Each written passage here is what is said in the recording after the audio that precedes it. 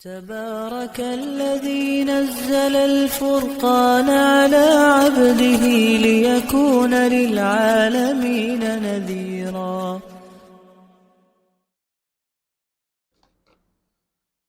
الحمد لله رب العالمين والصلاة والسلام على سيد المرسلين وعلى آله وصحبه أجمعين ومن تبعهم بإحسان إلى يوم الدين أما بعد. محترم سامعین کرام، بزرگوں، نوجوانوں، بچوں اور ماں اور بہنوں، ہمارا درس امام مسلم رحمہ اللہ کی حالت زندگی اور ان کی خدمات حدیث کے تعلق سے چل رہا ہے، اور آج ہی اس کی دوسری کڑی ہے۔ یہ درس کا سلسلہ جو آپ کی مسجد میں شروع ہوا ہے، یقیناً یہ ایک دم بالکل عوامی درس نہیں ہے اور نہ ہی بالکل علمی درس ہے، جبکہ بعض احباب جو اس درس کو یوٹیوب پر سن رہے ہیں ان کی خواہش ہے کہ کچھ اس کو اور علمی بنایا جائے، تو ہم نے ان سے یہ معذرت کی کہ اس کو ہم زیادہ علمی نہیں بنا سکتے ہیں، کیونکہ اس درس کو ہر طرح کے لوگ سن رہے ہیں۔ مقصد یہ ہے کہ بہت زیادہ علمی نہ ہو تاکہ اس سے ہر سطح کے لوگ اس سے بخوبی فائدہ اٹھا سکیں۔ تو یہ دروس جو ہیں کوئی بہت مشکل بھی نہیں، بھاری بھی نہیں ہے، اور یقیناً ہم اپنے سلف کے ساتھ اگر کچھ وقت گزارتے ہیں تو یہ ہمارے لیے سعادت کی چیز ہے۔ تو اس سے پہلے والے درس میں ہم نے امام مسلم رحمہ اللہ کی ابتدائی زندگی اور ان کے حصول علم، ان کے شیوخ اور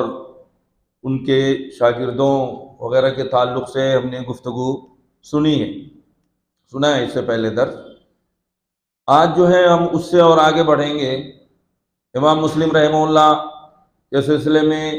ان کے اساتذہ اور ان کے ہم عصر اور بعد کے لوگوں کے کیا تاثرات ہیں اور کس نگاہ سے دیکھتے ہیں امام مسلم کو، ان کے دلوں میں ان کا کیا مقام ہے، اس پر بھی گفتگو ہو چکی ہے۔ امام مسلم رحمہ اللہ کی وفات کے سلسلے میں آج ہم گفتگو کریں گے۔ پہلے امام مسلم رحمہ اللہ کی زندگی میں ان کی وفات کا واقعہ بڑا حیرت انگیز ہے۔ ایک دن امام مسلم رحمہ اللہ اپنے مجلس درس میں درس دے رہے تھے، کسی نے کسی حدیث کے بارے میں سوال کیا۔ اتفاق کہ امام مسلم رحمہ اللہ کو وہ حدیث یاد نہیں تھی، جس کے لیے وہ کافی پریشان ہوئے، اور گھر آ کر جو ہے جہاں آپ کی کتابیں تھیں گھر کے اس حصے میں چلے گئے اور کہا میرے پاس جو ہے کسی کو آنے کی اجازت نہ دینا، کیونکہ امام مسلم رحمہ اللہ اب اس حدیث کی تلاش اور جستجو میں اپنے آپ کو فارغ کرنا چاہ رہے تھے، رات کا جو اپنا وقت تھا۔ امام مسلم رحمہ اللہ نے اس حدیث کی تلاش اور جستجو شروع کر دی۔ سامنے کھجوروں سے بھری ہوئی ایک ٹوکری بھی رکھی ہوئی تھی، وہ اوراق پلٹتے جاتے تھے، حدیث کو اس میں تلاش کرتے جاتے تھے، اور ساتھ ساتھ ساری توجہ آپ کی اس حدیث کی تلاش کی طرف تھی، لیکن کھجور بھی وہاں رکھا ہوا تھا تو وہ بھی آپ کھا رہے تھے، لیکن اس بات کا احساس نہیں ہو رہا تھا کہ میں کتنا کھا چکا ہوں۔ اور جیسا کہ بیان کرتے ہیں اس سلسلے میں سوانح نگار کہتے ہیں امام مسلم رحمہ اللہ اس ٹوکری میں جتنی کھجوریں تھیں وہ سب کھا گئے، اور اس کا ان پر اثر ہوا اور گرانی محسوس ہوئی، جس کی وجہ سے ان کی طبیعت بہت زیادہ خراب ہوئی اور امام مسلم رحمہ اللہ کا انتقال ہو گیا۔ یہ علم کی لذت ایک ایسی چیز ہے آدمی جب اس میں کھو جاتا ہے تو پھر اسے نہ تو وقت کا احساس ہوتا ہے، نہ کھانے اور پینے کا کچھ احساس ہوتا ہے، بلکہ وہ اسی میں بالکل مگن ہو جاتا ہے۔ دو عالم سے کرتی ہے بیگانہ دل کو، عجب چیز ہے لذت آشنائی۔ تو جسے علم سے آشنائی حاصل ہو جائے، جس کا تعلق علم سے جڑ جائے، تو علم کی لذت جو ہے وہ ساری لذتوں پر بھاری ہے۔ ایک صاحب علم کو علم کے حاصل کرنے میں اور اس کی باریکیوں کو تلاش کرنے میں، اس کو سمجھنے میں اور اس کے مراجع اور مصادر کو تلاش کرنے میں جو اسے لذت محسوس ہوتی ہے، اس کو ایک صاحب علم ہی سمجھ سکتا ہے، یا جو مطالعے کا شوقین ہو اس چیز کو وہ سمجھ سکتا ہے۔ تو اس طرح امام مسلم رحمہ اللہ کہ 57 سال کی عمر میں جو ہے امام مسلم رحمہ اللہ کا انتقال ہو گیا۔ امام مسلم رحمہ اللہ نے اپنے پیچھے تصانیف جو چھوڑی ہیں، ان میں سب سے اونچا مقام جو آپ کی کتاب کا ہے وہ صحیح مسلم کا ہے۔ صحیح مسلم، امام مسلم رحمہ اللہ نے اپنی صحیح مسلم کا کوئی متعین نام کتاب میں ذکر نہیں کیا، درج نہیں کیا ہے، جس کی وجہ سے صحیح مسلم کے نام کے سلسلے میں لوگوں کے یہاں اختلاف پایا جاتا ہے۔ کوئی اس کا نام کچھ بتاتا ہے، کوئی اس کا نام کچھ بتاتا ہے، لیکن متعین طور پر امام مسلم رحمہ اللہ نے ایسا کچھ ذکر نہیں کیا ہے۔ لیکن علماء کی مختلف رائے ہیں، جیسے فیروز آبادی ہیں، ابن حجر اسقلانی ہیں، حاجی خلیفہ ہیں، نواب صدیق حسن خان قنوجی بھوپالی ہیں، یہ بہت بڑے علماء ہیں۔ وہ لوگ کہتے ہیں امام مسلم رحمہ اللہ کی حدیث کی کتاب صحیح مسلم کا نام الجامع ہے۔ کیا ہے؟ الجامع، یعنی جمع کرنے والی، احادیث کو جمع کرنے والی۔ اسی طرح دوسرا نام اس کا المسند یا المسند الصحیح، المسند یعنی جس میں باسند سند کے ساتھ احادیث بیان کی گئی ہوں، یا ایسی احادیث سند کے ساتھ بیان کی گئی ہوں جو بالکل صحیح ہوں۔ تو یہ نام امام مسلم رحمہ اللہ نے اپنی کتاب صحیح مسلم کے علاوہ دوسری جگہوں پر ذکر کیا ہے۔ اس نام کا ذکر امام مسلم رحمہ اللہ نے دوسری جگہوں پہ ذکر کیا، جیسے کتاب کا نام عام طور پہ کتاب کے اوپر ہوتا ہے، تو صحیح مسلم میں ایسا تو نہیں، لیکن دوسرے مقامات پر امام مسلم رحمہ اللہ نے اس نام المسند یا المسند الصحیح کا ذکر کیا ہے۔ جیسا کہ امام مسلم رحمہ اللہ فرماتے ہیں کہ ما وضعت شیئا فی کتابی ھذا المسند الا بحجہ، جیسا کہ حافظ ذہبی رحمہ اللہ نے اس کو تذکرۃ الحفاظ میں ذکر کیا ہے کہ امام مسلم رحمہ اللہ نے فرمایا کہ میں نے اپنی اس کتاب میں کوئی ایسی حدیث نہیں رکھی ہے جس کے پیچھے کوئی دلیل نہ ہو، یعنی جو بھی اس مسند کے اندر، تو لفظ مسند کا یہاں استعمال کیا امام مسلم رحمہ اللہ نے کہ ہم نے جو بھی حدیث اس مسند میں رکھی ہے اس کی کوئی نہ کوئی کیا ہے، دلیل ہے، یعنی سند ہے۔ بے دلیل بے سند کوئی بات ہم نے اس میں نہیں ذکر کی۔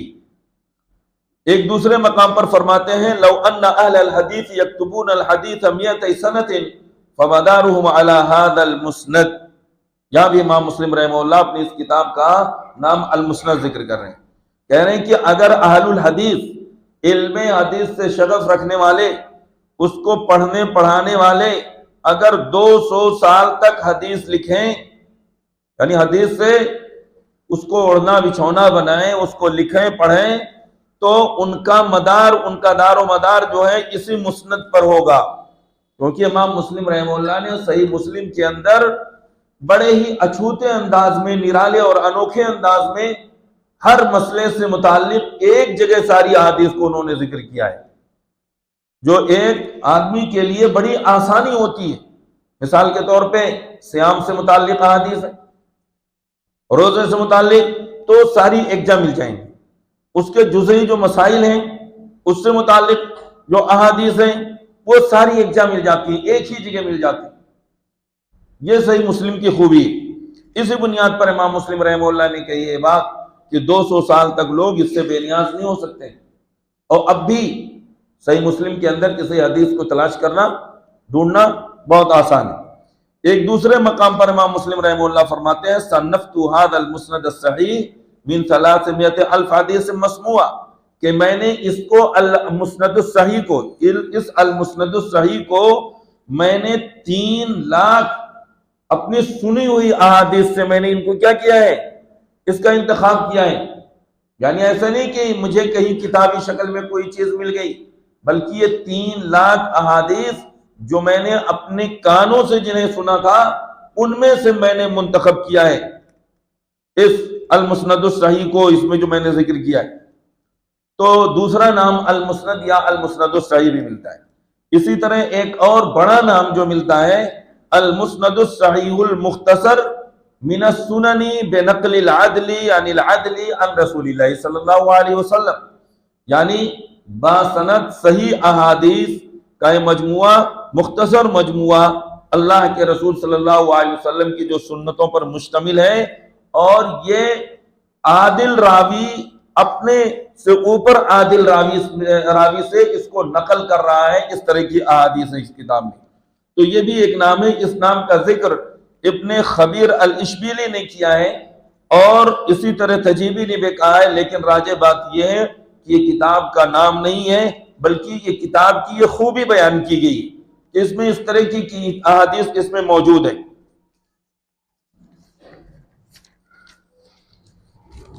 اور ایک چوتھا نام الصحیح یا صحیح و مسلم، اس نام کو ابن الاثیر، امام نووی اور ابن خلکان اور امام ذہبی رحمہ اللہ نے اور ابن کثیر رحمہ اللہ نے اس کو ذکر کیا ہے کہ اس کا ایک نام کیا، صحیح یا صحیح مسلم، اور سب سے زیادہ جس نام سے یہ کتاب مشہور ہے وہ صحیح و مسلم کے نام ہی سے مشہور ہے۔ بہرحال اس میں ناموں میں اختلاف ہے، اس سے کوئی فرق نہیں پڑتا ہے۔ یہ نام سب سے مشہور نام ہے، اور یہ نام تفسیر، حدیث اور فقہ وغیرہ کی کتابوں میں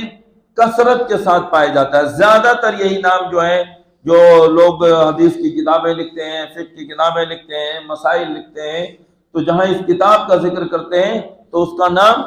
صحیح مسلم جو ہے، صحیح مسلم جو ہے اسی لفظ کا ذکر کرتے ہیں۔ اس کے علاوہ یہ صحیح مسلم امام مسلم رحمہ اللہ کی سب سے مایہ ناز کتاب ہے، جس کا درجہ جو ہے احادیث کی کتابوں میں صحیح بخاری کے بعد ہے۔ اس کے علاوہ امام مسلم رحمہ اللہ نے اور بھی بہت ساری کتابیں لکھی ہیں، لیکن ان ساری کتابوں میں سے کچھ ہی کتابیں موجود ہیں اور بقیہ جو ہے مفقود ہیں، ان کا پتہ نہیں۔ جیسے امام مسلم رحمہ اللہ نے کتاب لکھی ہے المسند الکبیر، یا اسی طرح کتاب الاسماء والکنہ یا الجامع الکبیر، یا پھر ایک کتاب ہے کتاب العلل، پھر ایک کتاب ہے کتاب الاحدان، کتاب الاقران، کتاب سوالات احمد ابن حنبل سے کچھ سوالات پر مشتمل ایک کتاب، اسی طرح سے کتاب حدیث عمرو بن شعیب عن ابی عن جدی، یہ بھی امام مسلم رحمہ اللہ کی لکھی ہوئی ایک کتاب ہے، یا کتاب الانتفاع بأہب السباع، یہ بھی امام مسلم رحمہ اللہ کی ایک کتاب ہے، کتاب من لیس لہ الا راو واحد، ان لوگوں کے بارے میں کتاب لکھی ہے کہ جن سے صرف کسی ایک راوی نے روایت کی ہے، کتاب المخضرمین، مخضرم کا لفظ سے پہلے آیا ہوا ہے، جن کو دور رسالت تو ملا، ایمان بھی لائے، لیکن زندگی میں اللہ کے رسول صلی اللہ علیہ وسلم کے زیارت نصیب اور ملاقات نصیب انہیں نہیں ہوئی، تو اس کے بارے میں، ان کے بارے میں بھی امام مسلم رحمہ اللہ نے باضابطہ ایک کتاب لکھی۔ یہ کتاب اولاد صحابہ کے اولاد کے بارے میں امام مسلم رحمہ اللہ نے کتاب لکھی، یا کتاب اوہام المحدثین، یا کتاب الطبقات، اسی طرح کتاب افراد الشامین، کتاب روات الاعتبار، یہ ساری کتابیں ہیں جن کا ذکر جو ہے علماء نے کیا ہے کہ امام مسلم رحمہ اللہ کی یہ کتابیں ہیں، لیکن ان میں سے کم ہی کتابیں ایسی ہیں جو موجود ہیں اور باضابطہ زیور طباعت سے وہ آراستہ ہو چکی ہیں۔ علماء اب بھی اس سلسلے میں، اس میدان میں کام کر رہے ہیں، اور دنیا کی لائبریریوں میں بہت ساری کتابیں جو اس سے پہلے اب تک نہیں چھپی تھیں، لوگوں نے کوشش کر کے جو ہے کتابوں کو نکالا ہے اور لائبریریوں سے تلاش کیا ہے پوری دنیا میں۔ ایک بہت بڑا نام، بہت بڑے عالم جن کا بھی کچھ دنوں پہلے انتقال ہوا ہے، شیخ عزیر شمس رحمہ اللہ، جو آپ کے سے ہندوستان کے عالم تھے، دلی میں ان کا آنا جانا رہتا تھا، انہوں نے علامہ ابن تیمیہ رحمہ اللہ کہ بہت ساری ان کی ایسی تحریریں ہیں، کتابیں ہیں جن کو مختلف لائبریریوں میں، یعنی عالم عرب، عالم اسلام، ہندوستان اور ان کے علاوہ جو ہے یورپ، امریکہ، وہاں جا کے ان لائبریریوں میں تلاش کر کے ہزاروں صفحات پر مشتمل امام ابن تیمیہ رحمہ اللہ کے بہت ساری کتابوں اور ان کی تحریروں کو انہوں نے اثر نو مطلب پہلی بار شائع کیا۔ تو اہل علم وہ یہ کام کر رہے ہیں کہ جنہیں جو چیز جہاں ملتی ہے کوشش کرتے ہیں تلاش اور جستجو۔ بہت کچھ چیزیں ایسی ہیں لائبریریوں میں جو موجود ہیں، کچھ کی جو ہے مطلب اس کی ڈائریکٹری تیار ہوئی ہے، کچھ ایسی کتابیں ہیں جن کی ڈائریکٹری تیار نہیں، وہ ویسے ہی ہیں، تو اس میں تلاش کرنا، جستجو کرنا ایک بھی بہت بڑا کام ہے۔ امام بخاری رحمہ اللہ نے صحیح بخاری اور صحیح مسلم میں دونوں میں فرق کیا ہے، تو صحیح مسلم کا مختصر تعارف مناسب سمجھتا ہوں۔ امام بخاری رحمہ اللہ نے صحیح بخاری کو مرتب کرتے وقت احادیث مرفوعہ کی تخریج کو پیش نظر رکھا ہے کہ مرفوع احادیث ان کی تخریج کی، ان کو اپنی کتاب کے اندر ذکر کیا ہے، اور اس کے ساتھ ساتھ انہوں نے امام بخاری رحمہ اللہ نے اپنی صحیح بخاری کے اندر موقوف، معلق اور صحابہ و تابعین کے فتاوی کو بھی نقل کر دیا، ان کے فتووں کو بھی ذکر کیا ہے صحیح بخاری کے اندر۔ لیکن امام مسلم رحمہ اللہ نے اپنی کتاب میں صرف اور صرف صحیح احادیث کو جمع کیا ہے، اللہ کے رسول صلی اللہ علیہ وسلم کی احادیث کو ذکر کیا ہے، اور جو صحابہ کے اقوال ہیں یا تابعین کے فتاوے وغیرہ ہیں اور موقوف اور معلق جو احادیث ہیں، ان کو امام مسلم رحمہ اللہ نے اپنی صحیح مسلم کے اندر کہیں ایک جگہ بھی ذکر نہیں کیا ہے۔ یہ امام مسلم رحمہ اللہ کی کتاب کا یہ خاص امتیاز ہے۔ اور صرف ان حدیث کو امام مسلم رحمہ اللہ نے اپنی حدیث کے اندر ذکر نہیں کیا ہے کہ جو ان کے نزدیک صرف صحیح تھی، بلکہ وہ حدیث جن کی صحت پر ان کے مشائخ اور اساتذہ، جو اس وقت کے مشائخ تھے اور اساتذہ تھے، ان کا جن پر اتفاق تھا جن کے صحیح ہونے پر، ان احادیث کو ذکر کیا ہے۔ چنانچہ امام مسلم رحمہ اللہ فرماتے ہیں، جس کا میں ترجمہ پیش کر رہا ہوں، کہ ہر وہ حدیث جو صرف میرے نزدیک صحیح تھی اس کو میں نے یہاں درج نہیں کیا ہے، میں نے یہاں صرف ان احادیث کو درج کیا ہے جن کی صحت پر شیوخ وقت، جو زمانے کے اساتذہ ہیں، اپنے زمانے کے فن حدیث کے ماہرین ہیں، ان کا جن کی صحت پر صحیح ہونے پر اجماع ہے، میں نے ان کو یہاں پر ذکر کیا ہے۔ یہ بات امام مسلم رحمہ اللہ نے باب التشہد میں اس کو جو اپنی کتاب کے اندر اس بات کا تذکرہ کیا ہے۔ روایات کی تعداد صحیح مسلم کے اندر کتنی ہے؟ امام مسلم رحمہ اللہ نے 3 لاکھ صحیح احادیث سے صحیح مسلم کا انتخاب کیا ہے، اور انتخاب کر کے اپنے صحیح کو مرتب کیا ہے۔ وہ فرماتے ہیں کہ صحیح مسلم میں صحیح مسلم کے اندر جو احادیث کی تعداد ہے وہ کتنی ہے؟ وہ 4000 ہے، 4000، اور 4000 صحیح بخاری کے اندر بھی احادیث ہیں جب مقررات کو چھوڑ دیتے ہیں، اس میں مقررات کو مقرر مطلب جو بعض احادیث ریپیٹ ہوئی ہیں ان کو بھی گن لو تو وہ تعداد زیادہ ہو جاتی ہے صحیح بخاری کے اندر، لیکن جو مقررات ہیں ریپیٹیشن کو اگر چھوڑ دیجئے تو اس میں جو ہے کل احادیث کی تعداد جو بنتی ہے وہ 4000۔ صحیح مسلم کا مرتبہ اور مقام، اس بارے میں امام نووی رحمہ اللہ فرماتے ہیں کہ کتاب اللہ کے بعد صحیحین یعنی بخاری اور مسلم کا مرتبہ ہے، اور امت نے ان دونوں کتابوں کی تلقی بالقبول کی ہے، یعنی امت نے ان دونوں کتابوں کے صحت پر اتفاق کیا ہے۔ گویا کہ یہ کتابیں جب سے لکھی گئی ہیں اس زمانے سے لے کے آج تک ہر زمانے کے علماء کا ان دونوں کتابوں کے صحیح ہونے پر اجماع اور اتفاق ہے۔ تو گویا کہ یہ علماء کا ان دونوں کتابوں کے صحیح ہونے پر جو اتفاق ہے اس کی حیثیت کیا ہے؟ ایک تواتر کی ہے، یعنی اتنے لوگ ہر زمانے میں اس کی صحت کو تسلیم کر رہے ہیں کہ جن پر یہ الزام نہیں لگایا جا سکتا ہے کہ انہوں نے جھوٹ پر کیا کر لیا ہے؟ اتفاق کر لیا ہے۔ تو گویا کہ امام بخاری رحمہ اللہ، امام مسلم رحمہ اللہ نے اپنی کتاب میں جن حدیث کو چھان اور پھٹک کے بعد صحت کے التزام کے ساتھ جو ذکر کیا ہے ان کے صحت پر امت کا اجماع ہے، اور تواتر کے ساتھ یہ بات ثابت ہے کہ اللہ کی کتاب کے بعد اگر کوئی کتاب صحیح ہے تو امام بخاری کی صحیح بخاری اور اس کے بعد امام مسلم کی صحیح مسلم ہے۔ صحیح بخاری دیگر فوائد و معارف کے لحاظ سے سب پر فائق اور ممتاز ہے۔ صحیح بخاری کے اندر صرف احادیث نے ذکر کی، جیسے میں نے اس سے پہلے بھی ذکر کیا تھا کہ اس میں ہر حدیث کو ذکر کرنے سے پہلے امام بخاری رحمہ اللہ عنوان اس کا ذکر کرتے ہیں، اور امام مسلم رحمہ اللہ کے یہ اپنے عناوین ہوتے ہیں جو احادیث وغیرہ کی روشنی میں وہ عناوین جو ہے مقرر کرتے ہیں، جس میں ان کی جو فقہ ہے اور ان کا جو تفقہ ہے وہ اس میں جلوہ کر نظر آتا ہے۔ امام مازری کہتے ہیں صحیح بخاری صحیح مسلم کے سلسلے میں ہوا احد الصحیحین اللذین ہما اصح الکتب بعد کتاب اللہ، کہ یہ صحیحین میں سے جو دو صحیح حدیث کی صحیح کتابیں ہیں ان میں سے ایک ہے، وہ دو کتابیں جو اللہ کی کتاب کے بعد سب سے زیادہ صحیح ہیں، ان دونوں میں سے ایک جو ہے صحیح مسلم ہے۔ حسن ترتیب کے لحاظ سے صحیح مسلم کا مقام بہت بلند ہے۔ حسن ترتیب یعنی جس کو اچھے انداز میں جو مرتب کیا گیا ہے کہ کس طرح ایک حدیث کو دوسری حدیث کے پاس ذکر کیا گیا ہے، یہ ترتیب اپنی مثال آپ ہے۔ ترتیب کے اعتبار سے اگر دیکھا جائے تو صحیح مسلم فائق نظر آتی۔ امام بخاری رحمہ اللہ نے ترتیب کا خیال نہ کر کے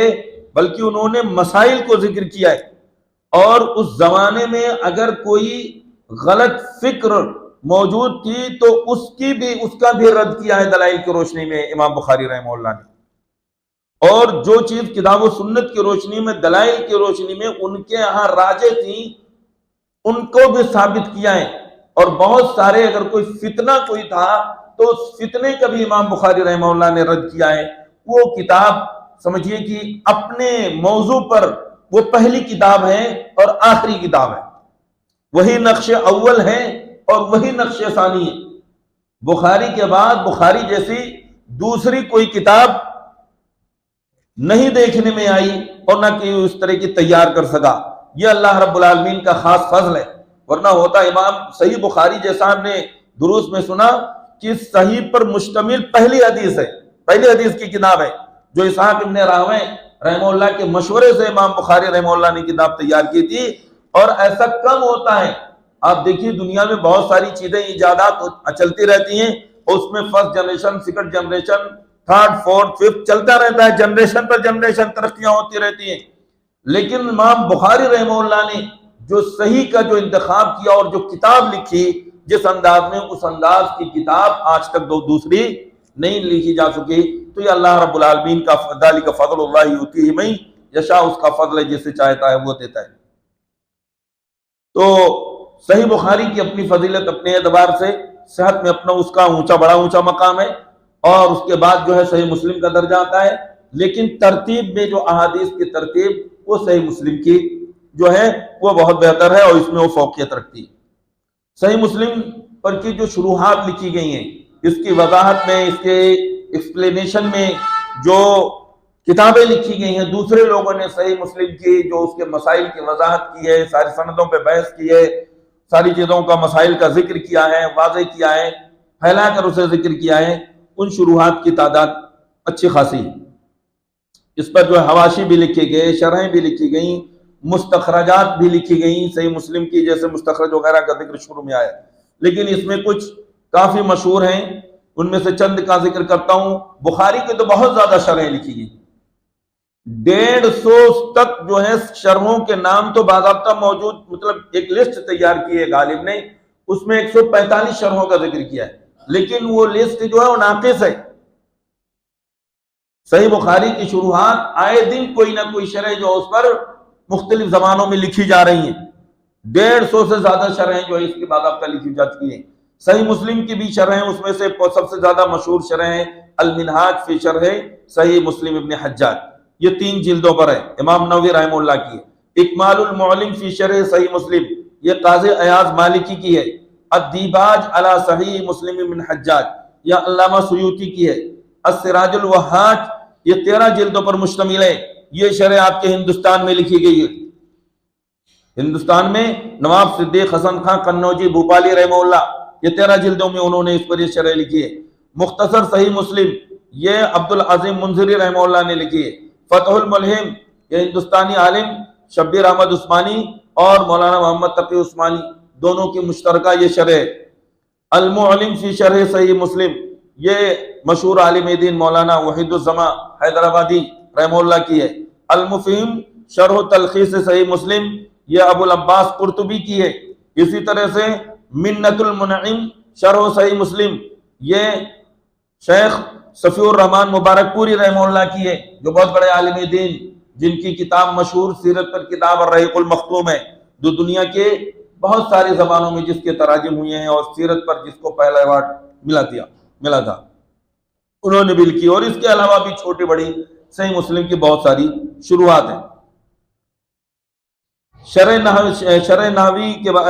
جو امام مسلم پر جو امام نووی رحمہ اللہ نے شرح لکھی ہے المنہاج، اس کے بارے میں تھوڑا سا میں بتانا چاہوں گا کہ امام نووی رحمہ اللہ اپنی شرح المنہاج جو فی شرح صحیح مسلم نے حجاج ہے اس کے بارے میں وہ فرماتے ہیں اگر لوگوں کی ہمتیں پست نہ ہوتی تو اس شرح کو 100 جلدوں میں مکمل کرتا. کتنی جلدیں لکھتا؟ 100 ویلومز میں اس کو مکمل کرتا، لیکن 3 جلدوں میں ختم کر دیا میں نے اس کو، کیونکہ لوگوں کو اتنی تفصیل جو ہے لوگ ہمت نہیں کر پائیں گے اس کو پڑھنے اور اس سے استفادہ کرنے کی، تو اس لیے میں نے اس کو مختصر کر دیا ہے. اس شرح کے شروع میں ایک مقدمہ ہے، یعنی امام نووی رحمہ اللہ کی شرح کے شروع میں ایک مقدمہ ہے. جس طرح امام مسلم رحمہ اللہ نے اپنی جو حدیث کی کتاب صحیح مسلم لکھی ہے اس کے شروع میں بھی ایک بہت جو ہے مایاناز جو ہے مقدمہ موجود ہے. اسی طرح امام نووی رحمہ اللہ نے اپنی شرح جو المنہاج فی شرح صحیح مسلم نے حجاج ہے اس کے شروع میں بھی ایک مقدمہ لکھا ہے. مقدمہ کتاب سے پہلے جو لکھا جاتا ہے، یہ جو صاحب کتاب ہوتا ہے وہ کچھ ایسی چیزیں لکھتا ہے جس کے ذریعے اس کتاب کے بارے میں وہ کچھ روشنی ڈالتا ہے، جس فن پر وہ کتاب ہے اس پر روشنی ڈالتا ہے، اس کو کیسے لکھا، اس کی کیا باریکیاں ہیں، کیا مشکلات ہیں، کیا چیزیں ہیں، بہت کچھ اس میں وہ لکھتا ہے. بہت ساری چیزیں ہیں. جیسے علامہ ابن خلدون نے ایک مقدمہ لکھا، مقدمہ ابن خلدون کے نام سے، جو تاریخ پر کتاب لکھنے بیٹھے تھے وہ، لیکن اس کا مقدمہ جو لکھا ہے ایسا مقدمہ لکھا کہ وہ مقدمہ تاریخ سے بھاری ہو گیا، فائق ہو گیا، اور بہت کچھ علوم جو آج اہل یورپ نے، اہل مغرب نے بعد میں ایجاد کیے ہیں ان کی بنیاد اگر دیکھا جائے تو وہ مقدمہ ابن خلدون میں ملتی ہے. نفسیات وغیرہ کی ساری چیزیں، یہ ساری چیزیں. تو اسی طرح تو شرح نحوی کا بھی ایک مقدمہ ہے جو بہت مفید ہے. امام نووی رحمہ اللہ کی شرح کو بہت مقبولیت اور شہرت حاصل ہوئی. نہ تو شرح مطول ہے، نہ بہت زیادہ مفصل، نہ تو طویل ہے اور نہ ہی لمبی اور نہ مختصر، بلکہ یہ درمیانے انداز کی. امام مسلم رحمہ اللہ نے اپنے صحیح مسلم پر جو مقدمہ لکھا ہے اس پہ میں تھوڑی سی بات کر کے اپنی گفتگو کو ختم کرتا ہوں. صحیح مسلم کا سب سے زیادہ قابل قدر اس کا جو ہے مقدمہ ہے. صحیح مسلم تو اپنی جگہ پہ ہے ہی ہے، لیکن امام مسلم رحمہ اللہ نے اپنے صحیح مسلم پر جو علم حدیث کے سلسلے میں جو کچھ ذکر کیا ہے وہ بہت ہی پائی کی چیز ہے. اور اس کی وجہ تعلیف کے علاوہ فن روایت کے بہت سے اصول اس مقدمے میں صحیح مسلم کو کیوں امام مسلم نے اس کو کیوں لکھا اس کا بھی ذکر کیا ہے. اور اس کے علاوہ فن روایت جو احادیث کے روایت کرنے کا فن ہے اس کے بارے میں جو اصول تھے ان کا ذکر کیا ہے اور بہت سے فوائد کو بیان کیا انہوں نے. تفسیر، فقہ، اصول فقہ، ادب، نحو، یہ سب جو ہے مسلمانوں کے ایک طرح سے مذہبی علوم ہیں، اس لیے مسلمانوں نے ان سب میں کمال پیدا کیا. تاہم